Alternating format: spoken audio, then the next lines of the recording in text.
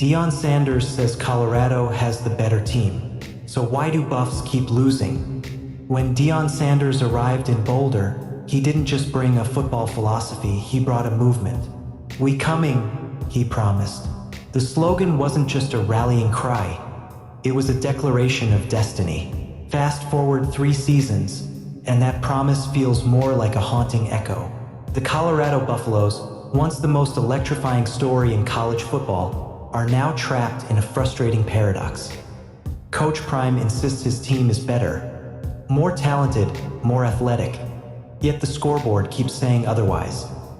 Following yet another heartbreaking loss, this time a 29-22 defeat to West Virginia, Sanders doubled down on a statement that has left fans, analysts, and former players puzzled. "I don't think we played a team that's athletically and physically better than us," Sanders said. "I really don't. I'll stand on that. But if Colorado is the better team, then why do they keep losing?" It's a question that cuts to the heart of Deion Sanders' Colorado project, and one that exposes the growing tension between confidence and accountability in Boulder.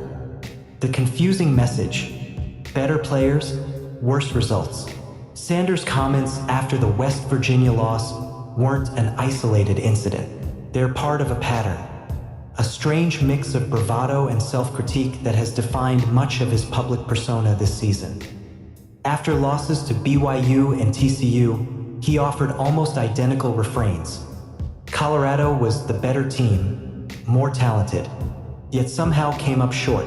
The remarks have sparked widespread debate, not only among fans but also among the media and even Sanders' former Colorado alumni. Former Buffaloes linebacker and NFL veteran Chad Brown voiced what many are thinking. "It's a weird statement and I'm not sure what it means that you had the better team," Brown told USA Today Sports. "You had the better team and you weren't coached well enough? You had the better team, but they didn't play to their better team talents? You had the better team, but the other team got lucky? How do you think you are the better team when you are 15th in the Big 12? It's a fair question. At 3-7 overall and 1-6 in Big 12 play, the Buffaloes rank near the bottom of the conference standings. No matter how Sanders spins it, Colorado hasn't looked like the better team in most of their matchups, and the disconnect between perception and performance has become one of the defining narratives of the season. Deion's confession: "It starts with me." To his credit, Sanders hasn't deflected all responsibility. In fact, his post-game comments often oscillate between defiance and self-reproach. "We've got players that are so much better than the production that we're putting out," Sanders admitted after the West Virginia game. "So then you've got to identify the coaches. That's us, and that starts with me." It's a revealing statement, one that acknowledges that the problem might not be the players, but the coaching, and that includes Sanders himself. For all his motivational power, Sanders' in-game decision-making has repeatedly come under fire this season. Late clock mismanagement against West Virginia cost Colorado a critical timeout before a field goal attempt. Questionable play calls and substitution errors have also plagued the Buffs throughout the year. The irony is painful. Sanders' declaration that "we have the better players" only magnifies those coaching flaws. If the team truly is more talented, then the failure falls squarely on the shoulders of those directing them. A pattern of pain. The BYU and TCU echoes. Colorado's collapse didn't start in Morgantown. The warning signs were flashing weeks earlier. After a 24-21 home loss to BYU, Sanders offered a cryptic reflection.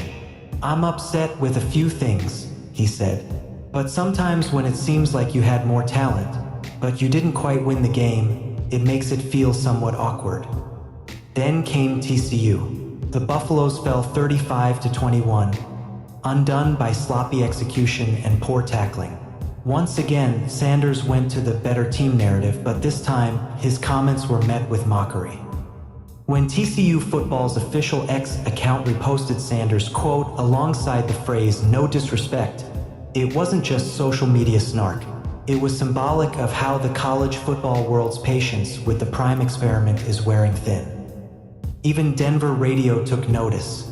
A 104.3 FM advertisement asked the question outright: do the issues for the Buffs this season begin on the sideline?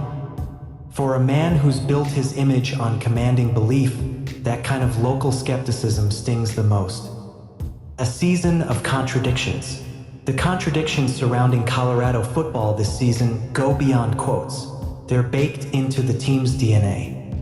Sanders signed a 5-year, $50 million contract extension in March, making him one of the highest-paid coaches in college football. The move symbolized confidence from Colorado's administration, belief that Prime's charisma, recruiting power, and national profile could sustain a winning culture. But in year 3, the results paint a different story. Colorado is 3-7 overall. They rank 15th of 16 teams in the Big 12. The offense, led by transfer QB Deion Salter, has been wildly inconsistent. The defense ranks among the worst in missed tackles and third down stops. And discipline, a recurring nightmare. The Buffs are among the most penalized teams in the conference. Despite the supposed talent advantage Sanders touts, the execution simply isn't there. Games are being lost not by athleticism, but by fundamentals, poor tackling, mental mistakes, and miscommunication. The lost spark, Shadur and Travis are gone.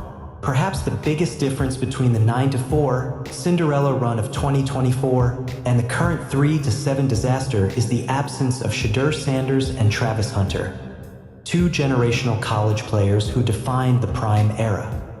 Shadur's departure to the NFL left a leadership void that Deion Salter has been unable to fill. Hunter, meanwhile, was the heart of Colorado's two-way dynamism, the player who embodied Deion's promise that Boulder could produce stars.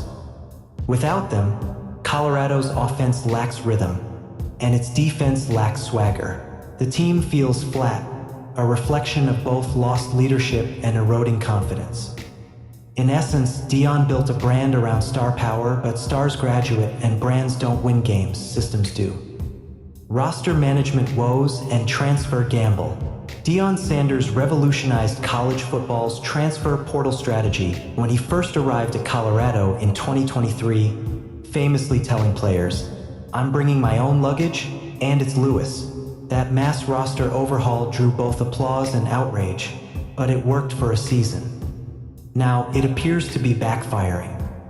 Constant turnover has made it difficult to establish chemistry or consistency.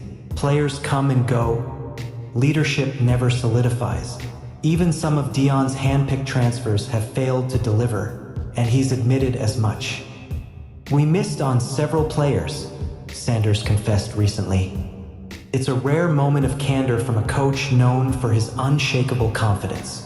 But it's also a sign that the Prime experiment, for all its innovation, still struggles with the oldest truth in football. Culture can't be imported.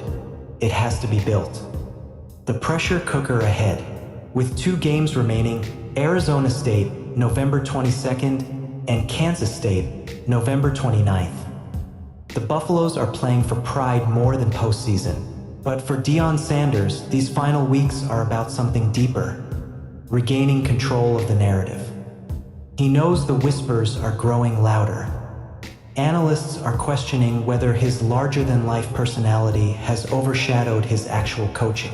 Fans are wondering if the program peaked too early. Even recruits, once drawn to the glamour of primetime, are watching closely to see if the man who sold change can deliver consistency. Sanders himself has promised a reckoning. It's really roster management, coach management, understanding what we're going to do going forward, he said. But I promise you, it's going to be some changes.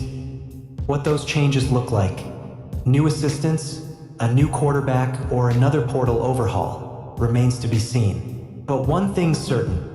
Next season will define whether the Prime era survives or collapses under the weight of its own hype. The paradox of Prime. Deion Sanders' belief in his team's superiority isn't just arrogance, it's part of his DNA. As a player, confidence made him unstoppable. As a coach, it's both his superpower and his Achilles heel. When he says, "We're the better team," he's not lying, at least not in his mind. He genuinely believes that talent, effort, and heart are enough to bridge the gap. But in college football, belief without execution is just noise. That's the paradox of prime. A man whose confidence once fueled transformation now risks becoming a mirror reflecting his own blind spots. Colorado may indeed have better athletes, but until the Buffaloes learn to play smarter, more disciplined, and more cohesive football, that advantage means little.